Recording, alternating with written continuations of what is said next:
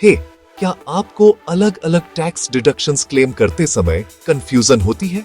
अगर आप सही प्लानिंग करें तो आप एक साल में कई डिडक्शंस का फायदा उठा सकते हैं और अपना टैक्स जीरो कर सकते हैं। मैं हूं आपका होस्ट और आप देख रहे हैं वंस टैक्स, जहां मैं टैक्स, फाइनेंस और स्मार्ट प्लानिंग ट्रिक्स को आसान भाषा में समझाता हूं। तो चलिए शुरू करते हैं। सबसे पहले सेक्शन एटीसी। आप LIC, PPF, ELSS, home loan के प्रिंसिपल और ट्यूशन फीस के जरिए आरएस 1.5 लाख तक क्लेम कर सकते हैं। फिर आता है सेक्शन एटीडी, जिसमें हेल्थ इंश्योरेंस प्रीमियम कवर होता है। आप अपने और फैमिली के लिए आरएस 25,000 और सीनियर सिटीजन पेरेंट्स के लिए आरएस 50,000 तक क्लेम कर सकते हैं। अब बात करते हैं सेक्शन 80TTA और 80TTB की, जहां आप सेविंग्स या एफडी इंटरेस्ट पर डिडक्शन क्लेम कर सकते हैं।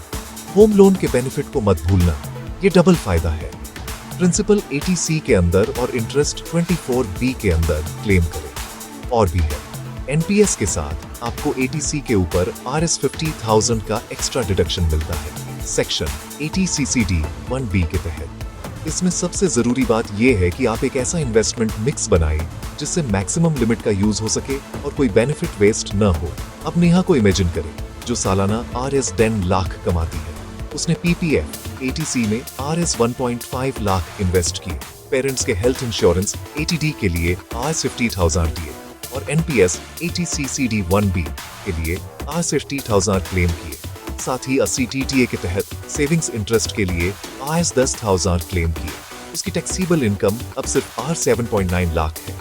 नए और पुराने रिजिम की तुलना करें तो उसने हजारों का टैक्स बचाया।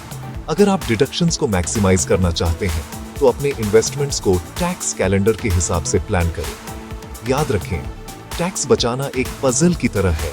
सही पीसेस चुनें और इसे पिक्चर परफेक्ट बनाएं। वंस टैक्स इस पजल को आपके लिए आसान बनाता है। आईटीआर फाइलिंग, इन्वेस्टमेंट प्लानिंग या टैक्स कंसल्टेंसी में एक्सपर्ट हेल्प चाहिए? हमसे कनेक्ट करें और अपने टैक्स को स्मार्टली मैनेज करें।